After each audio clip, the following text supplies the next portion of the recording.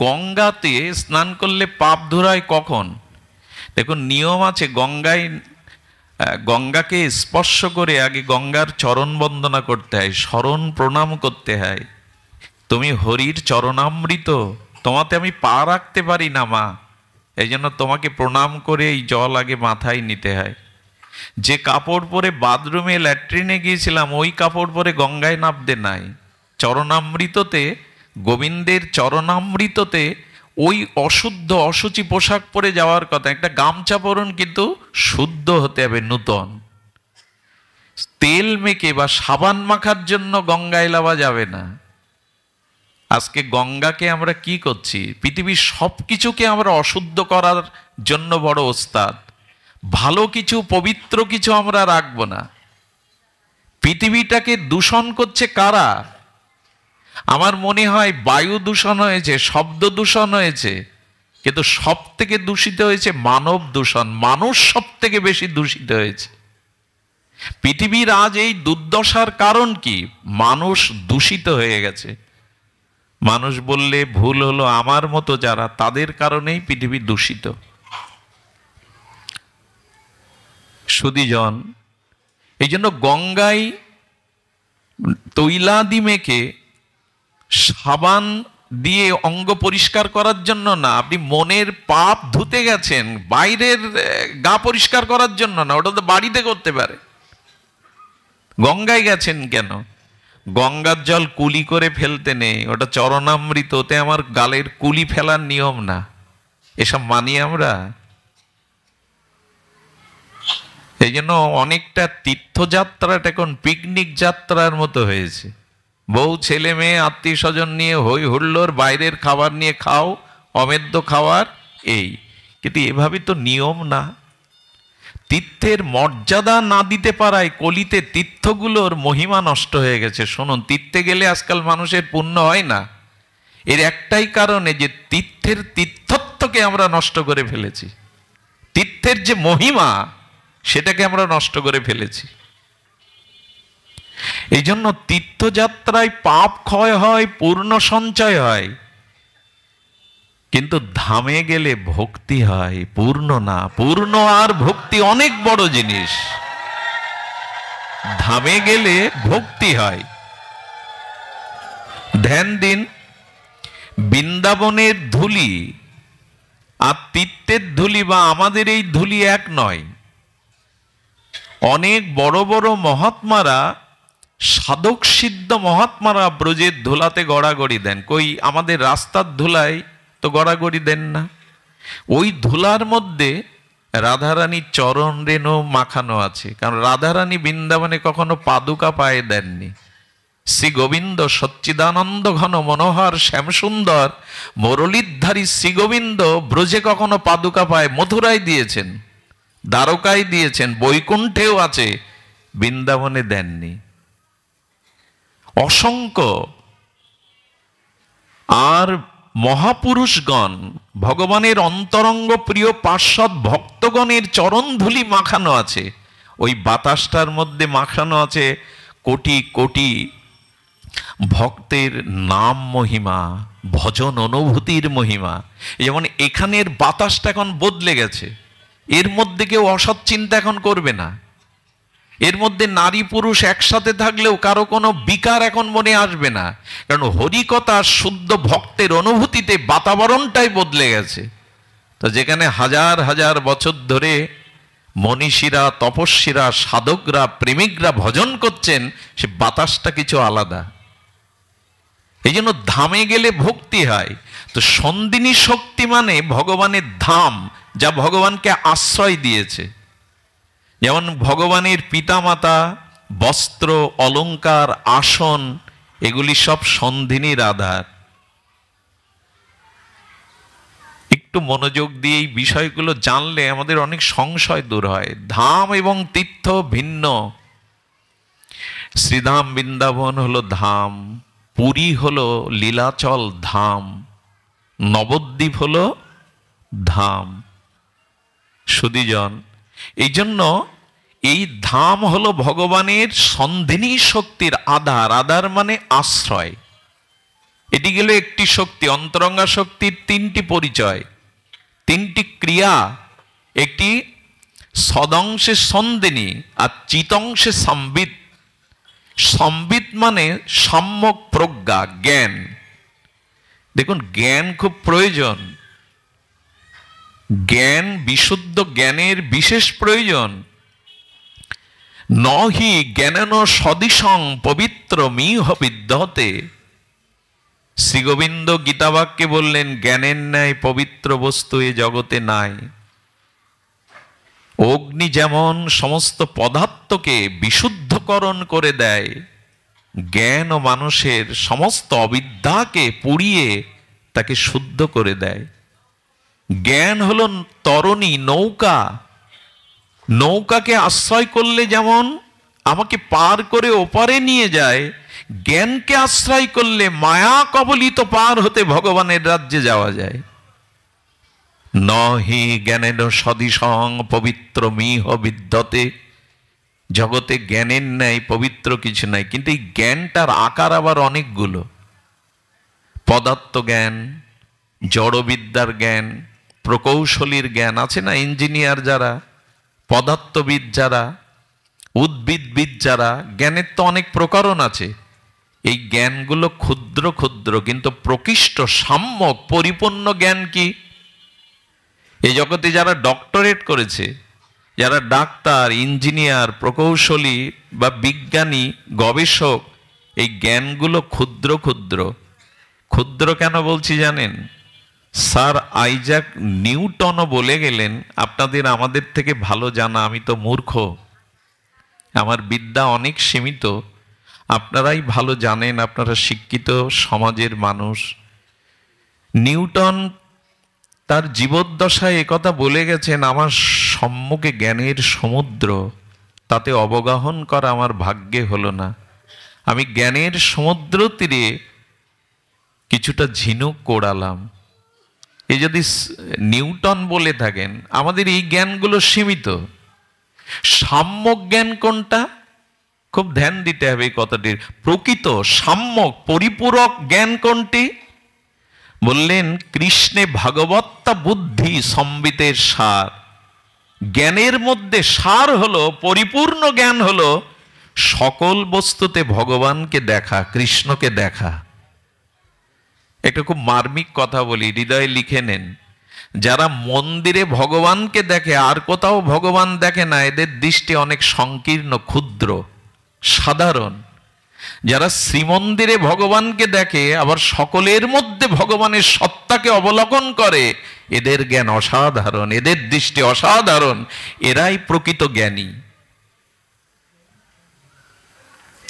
জ্ঞানী কারা? সর্বভূতে যিনি ঈশ্বর। সর্বভূতে ঈশ্বর দর্শনের একটা সুফল কি জানেন? ঈশ্বরের চেতনা থেকে আমার আর দূরে সরার জায়গা নাই, সবখানেই তো তিনি। কবির ভাষায় যদি বলতে হয়, আছো অনল অনিলে, চিরনভনীলে, ভূধর সলিলে গহনে, আছো বিটপি লতায়, জলদেরও গায়, শশী তারকায় তপনে।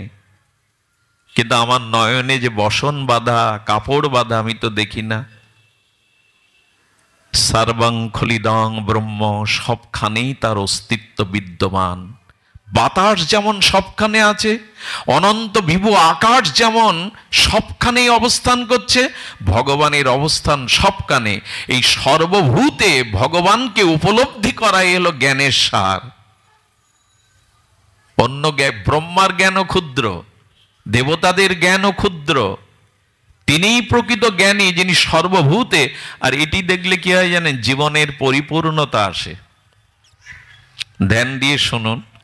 আচ্ছা, সরিষা বুননের সময় ক্ষেত পরিপাটি করে কৃষক যখন সরিষার বীজগুলো ছড়িয়ে দেয়, তখন ক্ষেত দেখা না দেয় না বীজ দেখা যায়? বীজগুলো দেখা যায় না, ক্ষেতটাই দেখা যায়। দূর থেকে দেখলে সরিষার দানা দেখতে পাবেন, কি দেখতে পাবেন? ক্ষেত, ক্ষেত্র। কিন্তু উপযুক্ত জল, সার, নির্মল বায়ু ওখানে প্রয়োগ করলে কিছুদিন বাদে অঙ্কুর উদ্গম হয়ে সরিষাটা দেখা দেয়, অঙ্কুর উদ্গম হয়। যখন সরিষায় ভরে গেল ক্ষেত, তখন ক্ষেত দেখেন না, সরিষার ফুল দেখেন, ফল দেখেন, কি দেখা যায়?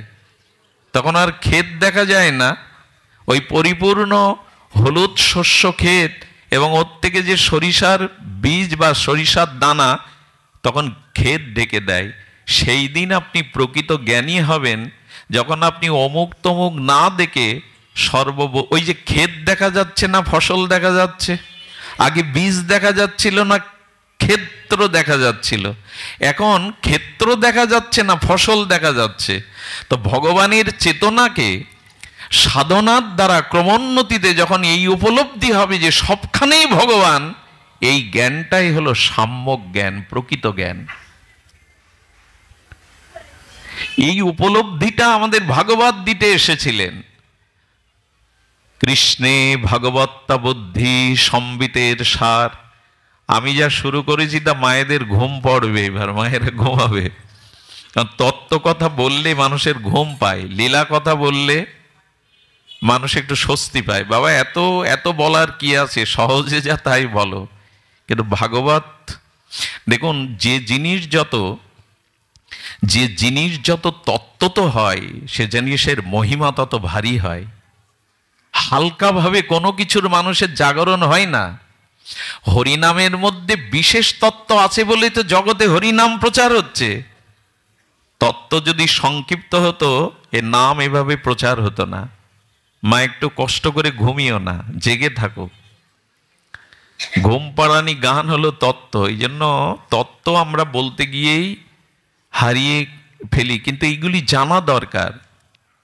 সুধীজন, নারিকেলের ওপরটা দেখবেন খুব কঠোর, যে কোনো পশু পাখি নারকেল ভেদ করতে পারে না, শক্ত আবরণ। কিন্তু আবরণের পর আবরণ ভেদ করে যদি যান, ওখানে নারকেল দেখবেন আস্বাদ্য দেবফল, নারকেলের দুধ, নারকেলের নাড়ু, তখনই মজা পাবেন। তত্ত্বের ভেতরে রসে যান, তখনই রস পাবেন। শুধু আবেগে হুড়োহুড়ি করলে রস পাওয়া যাবে না। এই জন্য তত্ত্বের ভেতর দিয়ে যেতে হবে। আমরা অনুধাবন করছিলাম তিনটি শক্তি, সন্ধিনী বলা হলো, সম্বিত বলা হলো, এবার লাদিনী বলা হচ্ছে। লাদিনী মানে আনন্দদায়িনী শক্তি বৃত্তি। এইখানে আমার এবার একটু নিচের স্তরে নেমে আসবো এই জন্য যে ভগবান হলো সচ্চিত আনন্দময়। এই পরিচয়টা দেওয়ার জন্য ভূমিকাতে আমরা একটু এই দিকে গেলাম। এবার আমরা ফিরে আসি সহজ করে। ভগবানের স্বরূপ কি? সৎ চিত আনন্দ। সৎ মানে যার অস্তিত্ব ধ্বংস কখনো হওয়া সম্ভব নয়, ত্রৈকালিক সত্য, পূর্বে বর্তমানে ভবিষ্যতে যার বিদ্যমানতা আছে, ধ্বংস নেই, তাকে বলে সৎ। যেমন দেহ বহুবার ধ্বংস হয়েছে, মাটি হয়েছে চিতায় পড়ে, কিন্তু আত্মা হলো সৎ। ওর জন্ম নেই, মৃত্যু নেই, ব্যাধি নেই, ক্ষয় নেই, লয় নেই, ক্ষুধাও নেই, তৃষ্ণাও নেই, ত্রৈকালিক সত্য, তাকে বলে সৎ। ভগবান হলো সৎ। আর চিত মানে জ্ঞান। একটু আগে যে কথা বললাম, ভগবান হলো পূর্ণ জ্ঞানময়। জগতের যত জ্ঞান তার কাছ থেকে ধার নেওয়া, ক্ষুদ্র ক্ষুদ্র জ্ঞান, পরিপূর্ণ জ্ঞানের মূর্ত বিকাশ হলেন চিত। চিত মানে জ্ঞান। আর সচ্চিত আনন্দ, আনন্দ তো আর বোঝাবার কথা নয়, পরিপূর্ণ আনন্দ তিনি।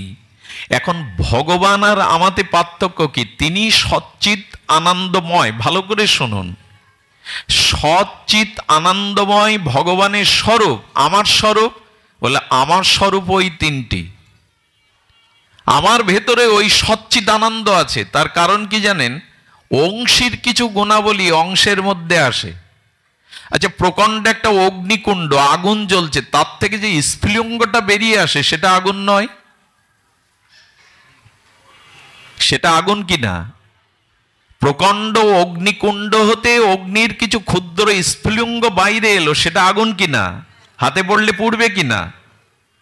কিন্তু ওটা বৃহৎ অগ্নিকুণ্ড আর স্ফুলিঙ্গটা হলো ক্ষুদ্র। তেমনি ভগবান বৃহৎ সচ্চিদানন্দময়, পূর্ণ সচ্চিদানন্দময়। আমি হলাম, আপনি হলাম ক্ষুদ্র সচ্চিদানন্দময়, ওনার সাথে আমার মিল আছে এক জায়গায়, ভগবানের সাথে তারই সৃষ্ট তো আমরা। দেখুন, এই পরিচয় জানলে আপনি আর হীন দিকে নিচু দিকে নজর দিতে পারবেন না। সুধীজন, আমরা তো আমাদের স্বরূপ পরিচয়টা জানি না। আচ্ছা, কোনো রাজার ছেলেকে কোনো চোর যদি কোনো চোর রাজার ছেলে জন্মাবার 2 মাস পরে তাকে অপহরণ করে নিয়ে যায়, চোরের বাড়িতে শিক্ষা নেই, ভালো খাদ্য নেই, অনুকূল পরিবেশ নেই, ওইখানে যদিও বেড়ে ওঠে, আচ্ছা বেড়ে উঠছে, ওর ওই পরিচয়ও জেনেছে, এরাই আমার পিতামাতা, এই আমার ভাই, কিন্তু ওদের চেহারার সাথে স্বভাব সাথে মিলবে তোর যত বড় হবে? একটু কথা বলুন, মিলবে না। কারণ রাজ রক্তর মধ্যে, রাজ ঐশ্বর্যর মধ্যে, রাজ বীর্যর মধ্যে চোরের সাথে মিলবে কেন? বড় হলে মাঝে মাঝে তার মনের মধ্যে উকি দেয়, এদের কারোর সাথে আমার মিল নেই কেন? আমাদের অবস্থাও তাই, আমরা ভগবানেরই অংশ, কিন্তু এই জগতে মায়া মোহ অন্ধতার মধ্যে পড়ে, ক্ষুদ্রতার মধ্যে পড়ে আমরা আমাদের পরিচয় ভুলে গেছি। আমি অমৃতের পুত্র, আমি ভগবানের পুত্র, আমি এদের কারো নই। এই দুদিনের পরিচয় আমার নয়। অমৃতস্য পুত্র, তুমি অমৃতের পুত্র, সচ্চিদানন্দের পুত্র। তোমার ভিতরে ভীরুতা, কাপুরুষতা, ন্যূনতা মানায় না। তুমি রাজার রাজা। ভাগবত এই স্মৃতিটা আমাদের মনে করিয়ে দিতে আসে। এই পরিচয় গীতা শাস্ত্রে ভগবান দিয়েছেন, মামৈ বংশ জীবলোক জীবভূতা সনাতনা মনা ষষ্ঠানি ইন্দ্রাণি প্রকৃতিস্থানি কর্ষতি। ভগবান বললেন জীব আমার সনাতন অংশ। কি বললেন এখানে? জীব আমার সনাতন অংশ, ওর মধ্যেও সচ্চিদানন্দ আছে, তবে ওটা বিভু, আমি অনু। বোঝা যায়? উনি বিভু, আমি অনু। সমুদ্রের জল এক ঘটিতে তুলে নিলেন, ঘটির মধ্যে সমুদ্রের জল, উপাদানে পার্থক্য নেই, কিন্তু সমুদ্র বৃহৎ আর ঘটের জল অনু। তেমনি আমার মধ্যে ওই সচ্চিত আনন্দ আছে অনু পরিমাণে, ওইটাকে জাগাবার নামই হলো বিবেক জাগানো, চেতনা জাগানো। এইটাই ভাগবত জাগিয়ে দেয়। তুমি চোরের ঘরে বড় হয়েছো, অভাব অনটনের মধ্যে বড় হয়েছো, তুমি এদের কেউ নও, তুমি রাজার পুত্র, তুমি অমৃতস্য পুত্র। এই পরিচয়টা যদি জানতে পারেন, আপনাকে নিজেকে শ্রদ্ধা করতে। দেখুন, মানুষ যদি, স্বামী বিবেকানন্দ একটা কথা বলেছিল যে নিজেকে বিশ্বাস করে না এই জগতে, সে ভগবানকেও বিশ্বাস করে না। যার নিজের প্রতি শ্রদ্ধা নেই, সে অন্য কাউকে শ্রদ্ধা করতে পারে না। তা আগে নিজের স্বরূপ পরিচয়টা জানুন। আমরা হেলাফেলা নয়, জানেন, ব্রহ্মারও দুর্লভ এই মনুষ্য জন্ম, দেবতাদেরও দুর্লভ যে জন্ম আমরা পেয়েছি। দেবতারা এই জন্ম পায় না। আর সেই মনুষ্য জন্ম পেয়ে সেই সচ্চিদানন্দের অংশ হয়ে করছিটা কি? আমি, আমার পরিচয় কি? এই স্বরূপ পরিচয়, এটা গুরু কৃপা, মহতের কৃপা না হলে উপলব্ধি করা যায় না। ওই চোরের বাড়িতে মানুষ হচ্ছে, ওই সংকীর্ণ আর ওই যে প্রতিকূল পরিবেশে মানুষ হচ্ছে। যদি কোনো সর্বজ্ঞ সে বলে, খোকা তোর চেহারার সাথে, তোর স্বভাবের সাথে এদের মিল নেই, কারণ তুই রাজার ছেলে, তোকে এখানে অপহরণ করে এরা এনে রেখেছে। তখন জানতে চায় আমার বাবা রাজা, এই জন্য তো বলি আমার সাথে এদের মেলে না কেন? আমার বাবার ছবিটা দেখাতে পারো? প্রথমে বলে তোর বাবার নাম বলছি, নামটা মনে মনে করলেও শান্তি পাবি বাবার নামটা, তারপরে তোকে বাবার ছবি দেখাবো, আর একদিন সময় বুঝে এদের কাছ থেকে নিয়ে তোকে তোর পিতা রাজার কাছে ফিরিয়ে এনে যাব। তেমনি আমাদেরও মাঝে এই সাধু গুরুরা এসে জানিয়ে দেন, তুমি এদের কেউ নও, তুমি ভগবানেরই, তুমি সচ্চিদানন্দের অংশ। এটা গুরুদেব এসে জানিয়ে দেয়। গুরুদেব বলে দেয় তুমি সচ্চিদানন্দের অংশ, তুমি অমৃতের পুত্র, তুমি এদের কেউ নও। এসছো দুদিনের কর্তব্য করতে, গুরুদেব কি দেয়? নাম দেয়। তোমার বাবার নাম, পরম পিতার নাম এই কৃষ্ণচন্দ্র। তারপরে ঘরে আমাদের ভগবানের বিগ্রহ দিয়ে দেয়, এলো তোমার বাবার ছবি, পরম পিতার ছবি। ওই নাম পেলে আর তার ছবিটা পেলে ইচ্ছা করে না তার কাছে ফিরে যেতে?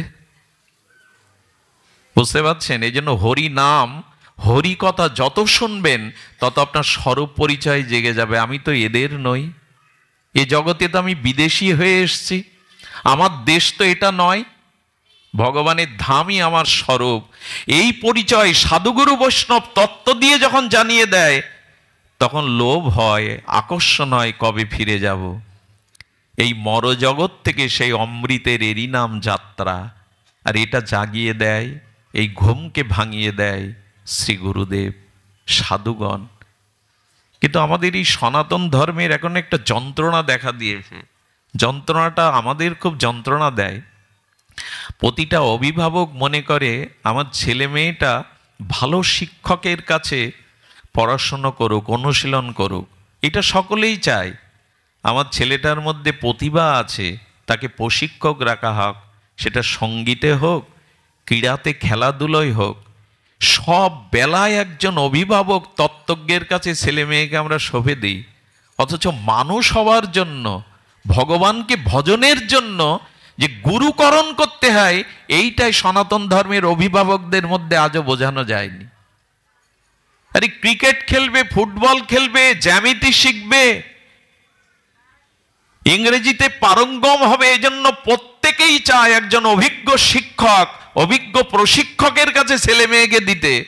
অথচ ভগবানকে জানার জন্য, আধ্যাত্ম অনুশীলনের জন্য গুরুদেব প্রয়োজন। এই প্রয়োজনটা আমাদের। আরে ধর্মকর্ম পরে, ধর্মকর্ম হলো অষ্টম সাবজেক্ট। বৃদ্ধ হবি, বাড়ি বসে অবসরে যাবি, তখন হরি হরি করবি। এই হলো এই জাতির দুর্দশা। এরা সব বেলায় গুরু খোঁজে, অথচ জীবন গঠনের জন্য, ভগবত অনুশীলনের জন্য এরা গুরুকরণকে এখনো স্বীকৃতি দেয়নি। আর এ দোষ শুধু অভিভাবকদের নাই। আমাদের বাংলাদেশে দুটো সমস্যা দেখা দিয়েছে, এক ভগবান আর গুরুদেব। একটু রোগ সারতে পারলে, একটু বিভূতি দেখাতে পারলেই পদ্ম ফুলের উপরে ছাপিয়ে বানিয়ে কয় আমি ভগবান। আমাকে একজন বৃন্দাবনের মহাত্মা বলেছিল, তোমাদের বাংলাদেশে খুচরো ভগবান আর খুচরো গুরুদেবের খুব প্রকট এখন। যে সে ভগবান সেজে বসে, একটু এই ব্যাসাসনে বসে কথা বলতে পারলেই সে গুরু সেজে বসে, হাজার হাজার শিষ্য করে বসে। বাংলাদেশে ভগবান আর গুরুর খুচরো খুব বেশি মেলে। এদের পাল্লায় পড়বেন না। এ দোষ শুধু আমাদের নয়। ভালো গুরু পাওয়াটা, ভগবান পাওয়া সুলভ, কিন্তু সৎ গুরুদেব পাওয়া দুর্লভ। ভগবান পাওয়া সুলভ। নরেন দত্ত, বিবেকানন্দ হয় ঠাকুর রামকৃষ্ণের জন্য, এরম রামকৃষ্ণ পাওয়া খুব মুশকিল। এই জন্য গুরুকরণের আগে আপনাদের 10 বার না 1000 বার ভাবতে হবে, কে প্রকৃত গুরু, কে আমার আধ্যাত্মিক চেতনাকে জাগাতে পারে। তস্মাৎ গুরু প্রপদ্যতে জিজ্ঞাসু শ্রেয় উত্তমম শব্দে পরে না নিষ্ণাত ব্রহ্ম পুনঃপশ্রয়ম। গুরুদেবের লক্ষণে বলছেন, তস্মাৎ গুরু প্রপদ্যতে, যিনি শ্রেয় হবেন চরিত্রে, মাধুর্যে, যিনি সর্বোত্তম হবেন, যিনি শিষ্যের সমস্ত মনের সংশয় দূর করার মতো সমস্ত বৈদিক জ্ঞান যার মধ্যে আছে, শিষ্যের প্রতিটি জিজ্ঞাসার শাস্ত্রোক্ত উত্তর নিরাকরণ যিনি করবার শাস্ত্র জ্ঞান রাখেন, যার বিষয় বাসনা নাই, যিনি এই জগতের লোভ পূজা প্রতিষ্ঠাকে শূকরের বিষ্ঠারূপে ছুঁড়ে ফেলতে পেরেছেন, এই সচ্চরিত্রবান, নির্মল, শাস্ত্রজ্ঞ, সমস্ত শাস্ত্রের পারঙ্গম, ইনি হলেন সদ্গুরুদেব। এই জন্য একজনের প্রভাব আছে বলে, 10,000 শিষ্য বলে আপনিও তার কাছে মন্ত্র নিয়ে নিলেন, এরকম না। সদ্গুরুদেব নির্ণয় করতে হয়। আমি 1000 না 1,000,000 এই কথাটি বলেছি, বিবাহ আর দীক্ষা যার ভুল, তার জীবন ছিন্ন ভিন্ন। বিবাহ এবং দীক্ষা যার ভুল হয়ে যায় তার জীবন ছিন্ন ভিন্ন। মাথায় সর্প আঘাত করলে বাঁধন দেবেন কোথায়? ওজাগিরি করবেন কোথায়? এই জন্য সদ্গুরুদেবের চরণাশ্রয় করলেই আমাদের এই চেতনা জাগবে। এদিকে ধ্যান দিবেন। ছোট ছোট বাচ্চাদেরকে একটু হরিনাম দিয়ে নিন সৎপুরুষের কাছ থেকে। আমি ব্যাসপীঠে আমার পিতা ঠাকুর পরম বৈষ্ণব ছিলেন, উনি আমার কাছে দুটো প্রতিজ্ঞা করিয়ে নিয়েছিলেন যে জীবনে কখনো গুরু পাঠে বসবি না, কাউকে দীক্ষা দিবি না আজীবন। এটা তিনি আমার কাছ থেকে প্রতিজ্ঞা করিয়ে নিয়েছিলেন। গুরু ভগবানের পূর্ণ শক্তির বিকাশ, যে সে গুরু হতে পারে না। প্রণামে আমি নিত্য বলবো গুরু ব্রহ্মা, গুরু বিষ্ণু, গুরুদেব মহেশ্বর, অথচ গুরুদেবের আচরণে আমার শ্রদ্ধা আসছে না। গুরুদেব বারবার পয়সা চায়, আশ্রম করার জন্য টাকা চায়। তো আপনি একদিক দিয়ে তাকে ব্রহ্মা বিষ্ণু বলবেন, আর একদিক দিয়ে মনে তার প্রতি শ্রদ্ধা আসবে না, তো ওই গুরু ধরে কি লাভ? আপনার আধ্যাত্মিক উন্নতি কোথায়? আপনার শ্রদ্ধাবান লবিত জ্ঞানাম তৎপরে সংযতেন্দ্রিয় জ্ঞানাং লব্ধা পরাং শান্তি অচিরে না অধিঘর্ষতি। শ্রদ্ধা আসবে তারপর। এই শ্রদ্ধা আসতে গেলে যথাযথ সদাচার সম্পন্ন হতে হবে, নিষ্পাপ হতে হবে, তাকে বিষয় বাসনা শূন্য হতে হবে। গুরুদেব যদি শিষ্যকে বলে হ্যাঁ ভোরবেলা 4:30টায় উঠে জপ ধ্যান করবি, সেই গুরুদেব যদি 6টায় ওঠে, এ উপদেশ মানবে কোনো শিষ্য? মহাপ্রভু বললেন নিজে আচরণশীল না হয়ে অন্যকে শিক্ষা দিতে যেও না। বাজারে কিছুদিন চলবে, তারপরে আর চলবে না। এ যুগের মানুষ বোকা না। তুমি নিজে আচরণ না করলে উপদেশ দিতে গেলে একসময় ধরা খেয়ে যাবে, তোমার উপদেশ কেউ নেবে না। এ যুগে মানুষ উপদেশের দ্বারা প্রভাবিত হয় না, হয় চরিত্রের দ্বারা, আদর্শের দ্বারা। শুধু ভালো পাণ্ডিত্যপূর্ণ মুখস্থ করা শব্দ সাজিয়ে বলতে পারলেই তিনি পাঠক নন, তিনি আচার্য নন। এতে কিছুদিন মানুষকে মোহিত করা যাবে, চিরদিন যাবে না। এই জন্য সদ্গুরুদেবের আশ্রয় ব্যতীত গুরু কৃপা হি মূলম, গুরু কৃপা হি শুধু কেবলম নয়, গুরু কৃপা হি মূলম। এই জন্য আমাদের মধ্যেও আনন্দ আছে, আমাদের মধ্যে জ্ঞান আছে, সৎ আছে, কিন্তু তা জাগরিত করবার জন্য প্রয়োজন সাধুগুরু বৈষ্ণব, তত্ত্বজ্ঞ, নির্মল চরিত্র, বিশুদ্ধ অনুভববেদ্য। এই সাধুর সঙ্গ যদি কখনো পান, তবে জানবেন আপনার ভাগ্যের দুয়ার খুলে গেছে। এই তজ্জাতীয় কোনো মহাপুরুষের যদি দর্শন সান্নিধ্য পাচ্ছে, আপনার বিবেক জেগে যাবে। এই জন্য সাধু সঙ্গের মহিমা আমাদের অবলোকন করতে হবে। এই সচ্চিদানন্দর জাগরণ, এই স্বরূপ জাগরণ আমাদের মধ্যে আসবে। স্বামীজি একটা কথা বলতেন, গুরুদেব আমাদের কি জাগিয়ে দেয়? আমাদের সুপ্ত চেতনাকে জাগিয়ে দেয়, আমার স্বরূপ স্মৃতিকে জাগিয়ে দেয়। একবার এক সিংহী দৌড়াতে দৌড়াতে সিংহের বাচ্চা প্রসব করেই সিংহী মারা গেল। কোথায় প্রসব করলো জানেন? মেষ ছিল, ভেড়ার দল দৌড়ে এসে পড়ল, সিংহের বাচ্চা প্রসব হলো ভেড়ার দলের মধ্যে। এখন জন্মের পরেই ও চারিদিকে পরিবেশে ভেড়াই দেখেছিল, মেষ দেখেছিল, আর সারাদিন পর ওই মেষের দলের ভিড়ে ওদের সাথে চলে যায়। জঙ্গলে উন্মুক্ত এই মেষের দলের সাথে বেড়ে উঠতে উঠতে ওদের সাথে চলতে চলতে একসময় ওর বীর্য বিক্রম ভুলে গেল। কিছুটা যখন বড় হয়েছে, সিংহরাজ, পশুরাজ সিংহ নদীর ওপার থেকে দেখছে, আলে আমারই স্বজাতি মেষের দলের মধ্যে ম্যাও ম্যাও করছে, ওদের সাথে ঘুরছে। ও তখন কি করেছে, এই পথ থেকে গম্ভীর গুরুগর্জন শুরু করেছে, তুই দেখ, তুই মেউ মেউ করা জিনিস নয়, তুই সিংহ। কিন্তু ওই ডাক শুনে ওর চেতনা ঘুরছে না, ওর গলা সচ্ছে না। ছোটবেলাতে ওই ম্যাও ম্যাও করা অভ্যাস, ওই দলেই তো মিশেছে, ওই পরিবেশেই তো বড় হয়েছে, ওদের অনুকরণীয় করেছে। সিংহ তখন কি করলো জানেন? বীর বিক্রমে তার বীর্যবর্তা দিয়ে এসে একটা মেষকে শিকার করলো। ওর রক্ত খেতে খেতে ওর গালের ভিতরে, জিহ্বার ভিতরে কিছুটা মাংস রক্ত দিয়ে দিল, তখনই ও ঝেড়ে উঠে গর্জন করতে শুরু করলো। ঠিক প্রকৃত গুরুদেব, প্রকৃত মহাত্মারা যেদিন আপনার ভেতরে জানিয়ে দেবে তুমিও ভগবানের অংশ, তুমিও সচ্চিদানন্দের অংশ, এই ক্ষুদ্র দেহভোগ কাম কামনা ভোগের জন্য তুমি আসনি।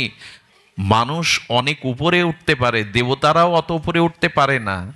শুনে রাখুন, মানুষ যদি সৎ হয়, মানুষের যদি জ্ঞান বা চেতনা জাগ্রত হয়, দেবতারা বরণডালা নিয়ে অপেক্ষা করে তুমি ভগবানের রাজ্যে ফিরে যখন যাবে, আমরা তোমাকে সৌভাগ্যবান মনে করে আরতি দেখাবো। এই জন্য দেবলোকেও দেবতারা অপেক্ষা করে, দেবতারাও ভগবানকে প্রার্থনা করে এই ভূখণ্ডে একটি মনুষ্য শরীর দাও যাতে তোমার ভজন করতে পারি।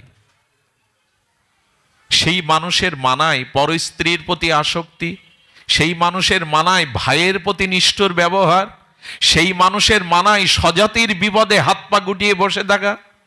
যখন আপনি স্বরূপ পরিচয় জানবেন, তখন জানবেন আপনি ভগবানের সচ্চিদান অংশ।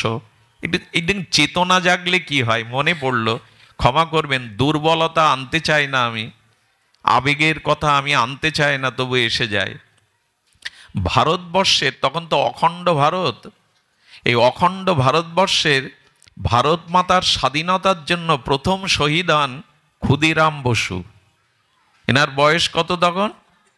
18 বছরের যুবক। কত বছর বয়স? 18 বছর। ক্ষুদিরাম নামটা কেন জানেন? সে সময়ের সমাজের প্রেক্ষাপটে ক্ষুদিরামের গর্ভধারিণী সন্তান প্রসব হলে সন্তান মারা যেত। তা গ্রাম বাংলা একটা প্রচলিত সংস্কার ছিল যে মার গর্ভের সন্তান প্রসব হওয়ার পর যদি বারবার মারা যায়, তো এই সন্তানকে বাঁচানোর জন্য মাসি বা অন্য কারো কাছে বিক্রি করে দিত। এরকম একটা প্রচলিত ধারণা ছিল, থাকে তো অনেক দেশাচার লোকাচার। তো ক্ষুদিরামের মা তার মাসির কাছে 1 কেজি খুদের বিনিময়ে ওকে বিক্রি, যদি বেঁচে থাকে সন্তানটি, মার মন তো, এই জন্য ওর নাম রাখা হয় ক্ষুদিরাম। মাসির বাড়িতে ওর কাজ কি ছিল জানেন? অভাব ছিল তো ফুলের মালা মাসি তৈরি করে দিত, আর ওইটা বিক্রি করে ফেরি করে যা কিছু উপার্জন হতো মাসির সংসার চলতো। খুব বেশি লেখাপড়াও শিখতে পারেনি ক্ষুদিরাম, কিন্তু মাসি তার হাতে তুলে দিয়েছিল শ্রীমদ্ ভগবদ গীতা। বাংলায় পড়তো সে। এই গীতা পড়তে পড়তে ভগবানের প্রতি তার বিশেষ আকর্ষণ চলে আসে, তার ভিতরে চেতনার জাগরণ ঘটে। চেতনা না থাকলে 18 বছরের ছেলে কখনো দেশমাতৃকার জন্য জীবন দিতে উদ্যত হয়? আজকের কিশোরদের কি দশা দেখছেন, আমার ঘরের ছেলেদের কি দশা। ড্রাগে আসক্ত তারা, কিশোর গ্যাংয়ের অত্যাচারে দেশের ভূত ভবিষ্যৎ অন্ধকার দেখছি আমরা। এমন কাজ নেই যে তারা করছে না, ড্রাগে আসক্ত, পথহারা তারা। আজকের যুবক, এখানে একজনও যুবক নেই যারা সমাজটাকে জাগাবে, আমাদের চেতনাটাকে ধারণ করবে, এখানে একজনও যুবক নাই, যুবতী নাই। আমাদের কীর্তন, আমাদের নামযজ্ঞের আসরে কারা থাকে সামনে? কিছু মনে করবেন না, বয়োবৃদ্ধ এবং বৃদ্ধাগণ। তাদের দিয়ে সমাজ এখন কিছু পাবে না।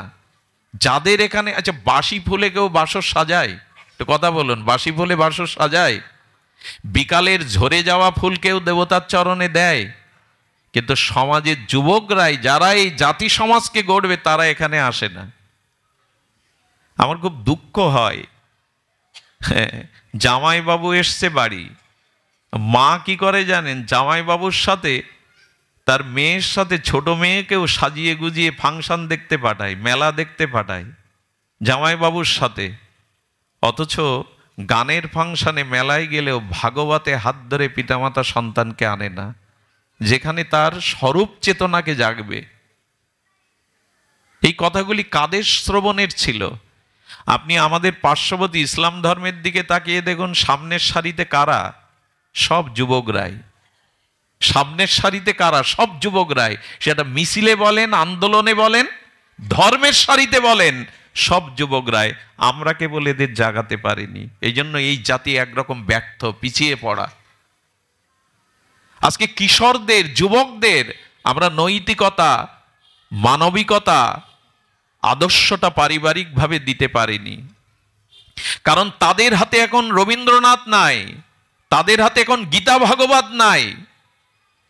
অসংখ্য যুবক রাস্তা দিয়ে, আমি রাত 4টের আগে বাড়ি ফিরতে পারি না, 3টের আগে রাত জেগে জেগে দেখি রাস্তার পাশে, ব্রিজের পাশে, নদীর পাশে বসে বসে নেটে আটকে আছে তারা। বাংলাদেশের 30% যুবক যুবতী মানসিক রোগগ্রস্ত হয়ে গেছে। সুধীজন, আপনাদের যাদের বয়স 50, একটু 40 বছর আগে ফিরে যান। এতটা অশ্লীলতা, এতটা নারকীয় ঘটনা, এতটা মাতৃজাতির লাঞ্ছনা অপমান বেড়েছে। 40 বছর আগে ফিরে যান। এর একটাই কারণ তখন এই জাতীয় বিদেশি সংস্কৃতি, বিদেশি প্রভাব, অশ্লীলতাগুলো নেটের মাধ্যমে তখন জীবনযাপনে আপনারা পাননি। এই জন্য আপনাদের ভিতরে সেই 40 বছর আগের একটা বিশুদ্ধতা ছিল, কিছুটা হলেও একটা বিশুদ্ধতা ছিল। এখন এত অশ্লীলতা, এত এত নারকীয় ঘটনার জন্ম দিচ্ছে, মানুষ যা দেখে তাই শেখে। তার মানে মোবাইল বন্ধ করে দেবেন, নেট বন্ধ করে দেবেন, এটা সমস্যা না। আকাশ থেকে বৃষ্টি ঝরলে বৃষ্টি বন্ধ করতে পারবেন? উপায় কি জানেন? ছাতা ধরার। বৃষ্টি বন্ধ করার প্রয়োজন নাই তো ওটা পারবেন না, ধরতে হবে ছত্র, ছাতা। তেমনি সন্তানদেরকে সৎ দীক্ষার দ্বারা, শাস্ত্র জ্ঞানের দ্বারা সুসংস্কার দিন, যাতে বৃষ্টির মধ্যেও ছাতা ধরে তারা নিরাপদ থাকতে পারে। এই সংস্কারটাই দরকার। সেই সংস্কার কোথায় এখন?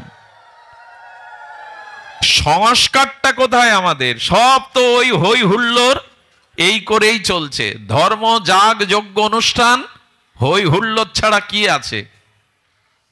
লাইট, প্যান্ডেল, হই হুল্লোড়, এই হলো একটা 4-5 দিনের একটা উৎসব হলো। চেতনার জাগরণ কোথায়? ভাগবতটা সাধারণ কোনো জিনিস নয়, এটি গল্প গাথার ঠাকুরমত ঝুলি নয়।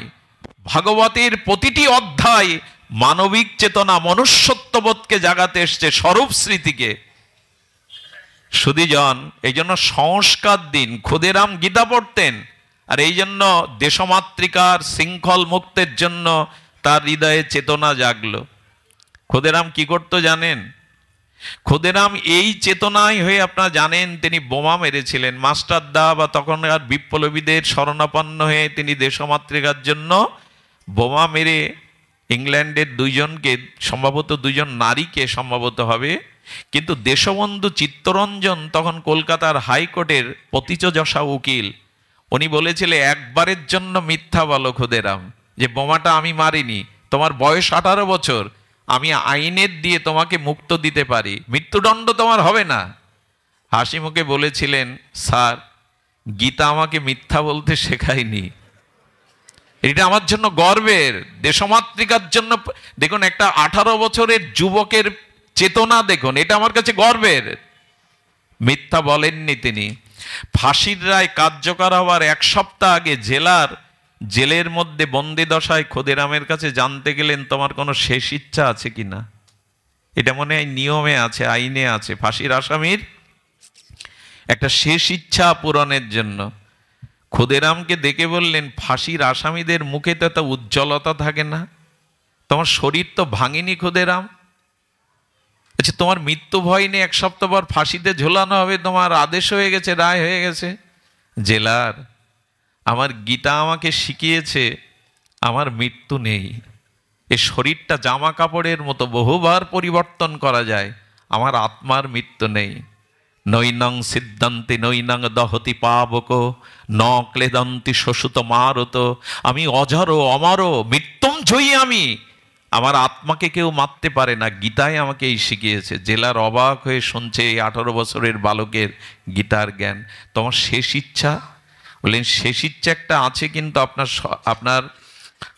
আপনার আইন সেই ইচ্ছা পূর্ণ করতে দেবে না আমায়। বলে, বলো না কি ইচ্ছা? কি ইচ্ছা জানো? শুনলে অবাক হতে হয়। বলেন, ফাঁসির মঞ্চে কালো কাপড় আমার মাথায় দেওয়া যাবে না, কোনো জল্লাদ ফাঁসির রশি আমার গলায় দিতে পারবে না, আমি নিজেই আমার ফাঁসির রশিটা আমি গলায় পরিয়ে দেব। পারবেন এই ইচ্ছা পূরণ করতে? অবাক হয়ে জেলার তাকিয়ে বলছে, কেন তোমার এই ইচ্ছা? বলেন, এই কারণে আমি মালা বেচতে যখন যেতাম, পাড়ার রাধা গোবিন্দ মন্দির দেখতাম, আর এই মালাগুলো ভগবানের গলে মানাবে বলে বারবার মন চাইতো প্রভুর গলে পরিয়ে দিই, কিন্তু ওইটুকু ছিল মাসির বাড়ির আহারের একমাত্র সংস্থান। তাই মালা আমি পরাতে পারিনি। ভেবেছিলাম যদি দেশ স্বাধীন হয়, জীবনে উন্নতি করতে পারি, রাধা মাধবকে সাজাবো। সেই ইচ্ছা তো আমার পূর্ণ হলো না জেলার। তা আমি গীতার দ্বারা জেনেছি আমার রাধা মাধব আমার হৃদয়ে আছে, আত্মারূপে আমার হৃদয়ে আছে। আমি ওই ফাঁসির রশিটাকে মালা মনে করে শেষবারের মতো আমার রাধা মাধবকে আমি গলায় পরাবো। পারবেন ইচ্ছা পূর্ণ করতে? হাসি মুখে এই কাজ করেছিলেন। কোথায় গেল এই চেতনা? এই চেতনা শাস্ত্র দিতে পারে, এই চেতনা গীতা দিতে পারে। এই জন্য আজকে পদ্মার ভাঙনের মতো ভেঙে যাচ্ছে আমাদের যুবক কিশোরদের ভবিষ্যৎ, তাদের তাদের জীবন আজ ভাঙনকুলের মতো। জাগান, ফিরে তাকান, নাহলে এই জাতি এ সমাজকে তুলতে পারবো না আমরা। এ আমার আবেগের কথা নয়, আশার মাতানোর কথা নয়।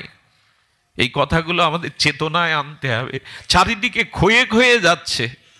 শিক্ষা, দীক্ষা, বিবাহ কোনো সংস্কারই সনাতন ধর্মের সাধারণ ধর্ম নয়।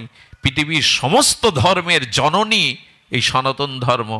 সারা পৃথিবী তাকিয়ে আছে গীতা ভাগবতের দিকে, এরাই শান্তি দিতে পারে। গীতার একটি শ্লোক পর্যন্ত কোনো দার্শনিক অপব্যাখ্যা করার সাহস দেখায়নি। গীতার একটি শ্লোক পর্যন্ত পৃথিবীর কোনো দার্শনিক ভুল ব্যাখ্যা করার দুঃসাহস দেখায়নি। এই ধরার ধুলিতে স্বয়ং ভগবানের মুখনিসৃত বাণী, সেই গীতা আজ মরার বুকের উপরে দেয়া হয়। গীতা চর্চা কোথায় হয়? সুধীজন, আমার কথাগুলো একটু উত্তক্ত হয়ে যাচ্ছে। আমি আমার আবেগকে হয়তো সামলাতে পারছি না, ক্ষমা করে দেবেন। জাগান, পরিবারকে জাগান, পারিবারিক ধর্মীয় অনুশীলন শুরু করুন। এ আসরে 7 দিন 5 দিন নাম ভাগবত দিয়ে খুব বেশি কাজ হবে না যদি গৃহে অনুশীলন না হয়। আমাদের গৃহগুলো শ্মশান হয়ে গেছে, নেই ভগবানের নাম, নেই। আমার তো মনে হয় প্রতিটি গৃহে বছরে 2-4 বার ভাগবত হওয়া উচিত। সপ্তাহে একদিন পরিবারের সবাইকে নিয়ে গীতার একটা অধ্যায়, গীতার একটা শ্লোক অনুশীলন করা উচিত। এই চেতনা আমরা হারিয়ে ফেলেছি। সবশেষে বলি, ভক্তি হলো মা। ভক্তিকে মা বলা হয়, ভক্তি মা, তাই না? ভক্তিকে পিতা বলা হয় না। কেন জানেন? ভক্তিকে মা বলা হয় কেন জানেন? ভক্তি বড় নির্মল, ভক্তি বড় কোমল, ভক্তি বড় সুখময় আস্বাদ্য তত্ত্ব। সুধীজন, মায়ের বুকে যতটা স্নেহ মমতা আছে পুরুষের হৃদয়ে তা নাই। কিছু মনে করবেন না, পুরুষ একটু কঠোরই হয়, পুরুষের ভিতরে একটু কঠোরতা বেশি থাকে। তার কারণ পিতার বুকেও রক্ত থাকে, কিন্তু সন্তানের জন্য ওই রক্ত তো দুধ হয় না। মায়ের বুকে হয় কেন? একই তো তত্ত্ব, রক্ত তো একই। হ্যাঁ, রক্তের গ্রুপ আলাদা থাকতে পারে। এ রক্ত মাংসের শরীরে পিতার বুকে তো 1 ফোঁটা দুধ রচনা করতে পারবেন না। মায়ের বুক চিরে সন্তানের জন্য দুধ আসে কেন? বলে সন্তানের প্রতি মায়ের যতটা মমতা, কারণ গর্ভে ধারণ করে তো মা, প্রতিপালন করে তো মা। এই জন্য ওই মমতাটা, স্নেহটা বিগলিত হয়ে রক্ত থেকে দুধ আসে, এটা পুরুষের আসে না। এই জন্য ভক্তিকে জননী বলা হয়, ভক্তিকে মা বলা হয়। এই জন্য ভগবানের এই যে নাম, ভগবানের এই যে লীলা, ভগবানের এই যে গুণমহিমা, এটি শ্রবণ করতে করতেই ভগবানের প্রতি প্রগাঢ় একটা মমতা জন্মায়। ভক্তি আর কিছু নয়, ভক্তি পাহাড় প্রমাণ কোনো কিছু নয়। ভক্তি মানে ভগবানের প্রতি অনন্য মমতা, ভালোবাসা। ভক্তি মানে অনন্য মমতা, বিষ্ণু মমতা, প্রেম সঙ্গতা। দেবসেবার নারদ বলেছেন ভগবানের প্রতি গাঢ় মমতাকেই বলে ভক্তি। অন্য বস্তুতে মমতার অভাব, ভগবানের প্রতি গাঢ় মমতা, একে বলে ভক্তি। এই জন্য ভক্তি জননী। কেন জানেন? বাবা যদি কাচানো কোট টাই প্যান্ট পরে, কাচানো ধুতি পরে অফিসে বা ব্যবসা ক্ষেত্রে যায়, ছেলের গায়ে ধুলাবালি মাখা, লালা মেখে আছে, ছেলের গায়ে লালা ধুলাবালি মাখা, বাবা কোলে নাও, নেয় তো? আরে আরে আমার কাছে এখন আসিস না, যা মার কাছে যা। দেখিয়ে দেয় কার কাছে? মার কাছে যা। বাবা সবসময় ওভাবে কোলে নেয় না। মার কাছে যাওয়ার সাথে সাথে মাও কি বাবার মতো একই কথা বলে, যা চলে যা, কোলে নেব না? স্নেহময়ী মা, স্নেহবৎসলা মা সন্তানকে কোলে করে আঁচল দিয়েই তার ধুলাবালি লালাগুলো মুছে নিয়ে বুকে জড়িয়ে ধরে। এই জন্য ভগবানের প্রতি যদি ভালোবাসা হয়, মমতা হয়, ভক্তিও আমাদের কোলে তুলে নিয়ে আমাদের পাপ আবর্জনা ধুলাবালি মুছিয়ে দেবে। ভক্তি মুছিয়ে দেয়। ভক্তি হলো মা। ভগবানের প্রতি যে প্রগাঢ় নিঃস্বার্থ ভালোবাসা, এই ভালোবাসা মমতা তো সংসারে রূপ যৌবনে, ভগবানের প্রতি মমতা কই? এক শিক্ষিকাকে আমি চিনি, চৈত্র বৈশাখ মাসে তার ঠাকুরকে ৮-১০ বার জল দিয়ে আসে। আমি একদিন বলছি, মা তুমি ৮-১০ বার ঠাকুরকে জল দাও কেন? বললো, চৈত্র বৈশাখ মাসে যখন আমার জল পিপাসা লাগে আমার মনে হয় আমার গোপালেরও পিপাসা লাগছে। এরে বলে মমতা। ওরও তো পিপাসা লাগে, ওটাকে কাঠ পাথর মনে করে না। আচ্ছা, এই লোহার শিকটাকে যদি আপনি আগুনের ভিতরে ফেলে রাখেন, ১ ঘন্টা পর আগুন তদাত্ম হলে এটা কি আর শান্ত থাকবে, শীতল থাকবে? এটাই তখন আগুনের ক্রিয়া করবে। তার মানে ওর মধ্যে আগুন প্রবেশ করেছে। তেমনি আপনার হৃদয়ে ভগবানের প্রতি যখন মমতা, সেবা ভাবনা আসবে, তখন আপনার স্বরূপ বদলে যাবে। তখন আর নিজের সুখের দৃষ্টি যাবে না, ভগবানকে আনন্দ দেওয়ার জন্য, সুখ দেওয়ার জন্য দৃষ্টি যাবে। এরই নাম ভক্তি, এরই নাম আরাধনা। তাকে কি করে আনন্দ দিতে পারবো, তাকে কি করে সুখ দিতে পারবো, এরই নাম ভক্তি। এই মমতাটা আসা দরকার। মমতা আসবে কখন? যখন তার মহিমা, তার অসমদ্ধ মাধুর্য গুণাবলী আপনি শ্রবণ করবেন, ধীরে ধীরে তখন আপনার চিত্তে ভগবানের প্রতি মহিমা, অনুরাগ এগুলি বৃদ্ধি পাবে। এই জন্য ভক্তি মায়ের মতো। আরেকটি কথা বলি, জ্ঞান মানে ভক্তি বর্জিত যে জ্ঞান বৈরাগ্য, এটাও বেশি দিন টিকে থাকে না। খুব ভালো করে ধ্যান দিন কথাটি। কিছু মানুষ আছে যারা ভক্তিকে পাশ কাটিয়ে জ্ঞানের এবং বৈরাগ্যের কথা খুব বেশি বলে। ভক্তির থেকে জ্ঞান বড়, বৈরাগ্য বড়। আচ্ছা বলুন তো, সন্তান জন্ম দেয় কে? মা তো। গর্ভে ধারণ করে কে? মা তো। তেমনি ভক্তি হলো জননী। ভক্তির গর্ভেই বৈরাগ্য এবং ত্যাগের জন্ম হয়, জ্ঞানের জন্ম হয়, পিতার গর্ভে না। ভক্তি যদি হয়, ভগবানের যদি অনন্য মমতা হয়, ওর থেকেই জ্ঞান এবং বৈরাগ্যের জন্ম হবে। ভক্তি আপনার জীবনে জ্ঞান বৈরাগ্য। কারণ কি জানেন? যখন ভক্তি হলো, সবার মধ্যে ভগবানকে দেখছেন, তখন কারো ক্ষতি করার চিন্তা আসবে? এই তো জ্ঞান এসে গেল। ভগবান সবার মধ্যে, তো আমি কার ক্ষতি করব, কাকে নিচ ভাববো, ছোট ভাববো কাকে? এই তো জ্ঞান এসে গেল। আর যখন ভগবানকে সুখ দেওয়ার ইচ্ছা হবে, তখন নিজের ভোগের দিকে আর দৃষ্টি যাবে না। এই জন্য যার ভক্তি এসছে, সে পর স্ত্রীকে দেখলে মনে করে রাধারানীর অংশ ওরা, জগদ্ধাত্রীর অংশ ওরা। জ্ঞান বৈরাগ্য আলাদা আসে না। মার গর্ভেই তো জন্মায় সন্তান, তেমনি ভক্তি জননীর গর্ভে জ্ঞান বৈরাগ্যের উদয় হয়। ভক্তি এলেই আপনার ভিতরে জ্ঞান বৈরাগ্য আসবে। সুধীজন, এই জন্য ভক্তির অনুশীলনী আমাদের প্রয়োজন। জ্ঞান কর্ম যোগ ধর্মে কৃষ্ণ নহে বশ। কৃষ্ণ বশ হেতু একমাত্র প্রেম ভক্তি রস। ভগবানকে ভালোবাসুন। আর এই ভালোবাসা মুখে বললেই আসবে না। ভালোবাসা 6টা জিনিসে আসে: দেওয়া নেওয়া, খাওয়া খাওয়ানো, আর মনের সংবেদনশীল গোপন কথা তাকে বলা, আর তার মনের গোপন কথা শোনা। এই 6টাই হলো প্রীতির লক্ষণ। কয়টা বললাম?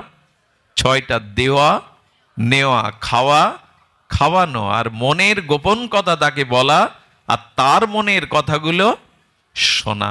এই 6টি জাগতিক বা আধ্যাত্মিক প্রীতির লক্ষণ। প্রীতি থাকলে এই 6টা থাকবেই। আচ্ছা, কারো প্রতি ভালোবাসা আছে 2টো লক্ষণে প্রকাশ হবে। সেটা জগতে হোক, আধ্যাত্মিক জগতে হোক, জাগতে হোক, ভালোবাসার 2টি লক্ষণ। খুব ধ্যান দিন। ভালোবাসার 2টি লক্ষণ হলো, প্রথমে যে যাকে ভালোবাসে তার কথা মনে করতে না চাইলেও তার কথা সর্বদা তার মনে জেগে ওঠে, মনে পড়ে। দ্বিতীয় লক্ষণ হলো হাতে করে তাকে সেবা করতে খুব স্বাদ হয়। যদি একটু খাওয়াতে পারতাম, হাতে করে সেবা করতে পারতাম, এই হলো ভালোবাসার দুটি লক্ষণ। তো এই জন্য ভগবানকে সেবা করবার বাসনা আর তার কথা মনে স্মরণ আসা, এই দুটি যদি না আসে জানবেন ভক্তির অভিনয় করছি, ভক্তি এখন আমার হৃদয়ে আসেনি। ভালোবাসা আছে অথচ তার কথা মনে পড়ে না, তার নাম ভালো লাগে না। কোনো কিশোর যদি কোনো কিশোরীকে মন দিয়ে দেয়, ওই কিশোরীর জন্মস্থানের নামটা সাইনবোর্ডে খবরের কাগজে 2 বার 3 বার দেখে, তার গ্রামের নামটাও তার কাছে প্রিয় হয়ে যায়। ভালোবাসার এরকম ধর্ম। তা আপনি ভগবানের প্রতি মমতা, সেটা বোঝা যাবে ভগবানের কথা যখন আপনার প্রিয় লাগবে, ভগবানের নাম যখন আপনার প্রিয় লাগবে, এতেই ভালোবাসার লক্ষণ। ভালোবাসা এমনি এমনি মুখে বললে হবে না, তাকে সেবা করার স্বাদ জাগবে। তো আসুন আমরা এই শুদ্ধা ভক্তির স্তরে আসবার জন্য এই হরিকথা শ্রবণ কীর্তনের দ্বারা ভগবানকে একটু ভালোবাসা দেই। আর ভালোবাসা দেবেন এই কারণে, এটা আমার খুব মার্মিক একটি কথা, ভালোবাসা যদি ভগবানকে না দিয়ে অন্যদিকে দেন তবে জড় ভরতের মতো অবস্থা হবে। এত বড় মুনি, যৌবনেই যিনি রাজ্য ছাড়লেন, গৃহ ছাড়লেন, যৌবনাবতী স্ত্রী ছাড়লেন, তিনি হরিণের চিন্তা করতে করতে মরাতে হরিণ হয়ে জন্মালেন। আমাদের কি দশা হবে জানি না যদি মন ভগবানকে না দিতে পারি। মৃত্যুর সময় যদি অন্তত ভগবানের স্মরণটা না আসে, খুব বড় ভুল হয়ে যাবে। যদি মৃত্যুর সেই সময়ে ভগবানের চিন্তনটা না আসে, তখন কিন্তু বড় ভুল হয়ে যাবে। মৃত্যুকালীন চিন্তায় আমার পরবর্তী জন্মের কারণ হবে। তবে এখানে চালাকি খাটবে না। সারা জীবন চর্চা না করলে, সারা জীবন অনুশীলন না করলে, সারা জীবন ভগবানকে ভালো না বাসলে মৃত্যুর সময় তার কথা, তার নাম মনে আসবে না, আসা সম্ভব নয়। এই জন্য মানুষের সময়গুলি, মানুষের জীবনে 24 ঘন্টার মধ্যে অন্তত 2 ঘন্টা তাকে ভগবানের এই ভজনে কাটানো উচিত। সেটা গ্রন্থ অধ্যয়ন, সাধুসঙ্গ বলেন, নাম জপ বলেন, যে কোনোভাবে অন্তত 1-2 ঘন্টা ভগবানের জন্য দেওয়া উচিত। আমি সকল কাজের পাই হে সময়, তোমারে ডাকিতে পাইনে। কবির এই কথা যেন মিথ্যা হয় আমাদের কাছে। আমি সকল কাজের সময় পাই। আমি কতবার বলেছি, মানুষ এখন 80% শহরের মানুষরা খবরের কাগজ পড়ে। এটা পড়া উচিত, পড়া আপনারা পড়ুন, আমার তাতে আপত্তি নেই। কিন্তু আধা ঘন্টা খবরের কাগজ পড়েন, আধা ঘন্টা কোনো গীতার একটা শ্লোক প্রতিদিন পড়েন 5 মিনিট ব্যাপী। আপনি 3 বেলা চা পান করেন, আপত্তি নেই, খান। কিন্তু ঠাকুর ঘরে গিয়ে কখনো মাকে বলেছেন, মা একটু চরণামৃত আমার হাতে দাও? চা না হলে তো চৈত্র মাসেও লেবু চা চাই, নাহলে মাথা ঘোরে। চা খান আপনি। কখনো ঠাকুর ঘরে গিয়ে বলেছেন, মা একটু ঠাকুরের চরণ ধৌত চরণামৃত দাও? এগুলি প্রয়োজন, অনুশীলনটা আনুন। যে ঘরে ভগবানের মঙ্গল আরতি হয় ভোরবেলা, যে ঘরে শ্রী ভগবানের সেবা হয়, প্রসাদ হয়, ওই তুলসী মিশ্রিত ভগবানের প্রসাদটা পেলেই তার ভিতরে ভগবানের অনুরাগ জন্মায়। সুধীবৃন্দ, এই জন্য আসুন আমরা আমাদের জীবনকে তিল তিল করে, প্রতিটি ক্ষণকে আমরা আধ্যাত্মিক চেতনায় ফিরিয়ে আনার চেষ্টা করি। সময় আমারও ফুরিয়ে এসছে, আমাদের জীবনেরও সময় সংকীর্ণ হয়ে আসছে। কখন কার সময় ফোরাবে জানি না। এর মধ্যে অনেক ব্যক্তি আছেন, আমারও বা কিডনি ভালো আছে আমি বলবো কি করে, আমারও বা লাংস ভালো আছে কি করে বলবো? কালকেই হয়তো ধরা পড়লো মরণ ব্যাধি। সময় কিন্তু সংকীর্ণ হয়ে আসছে, সময় কিন্তু পাওয়া যাবে না। এই জন্য সময় থাকতেই যেন আমরা আমাদের বিবেককে জাগাতে পারি।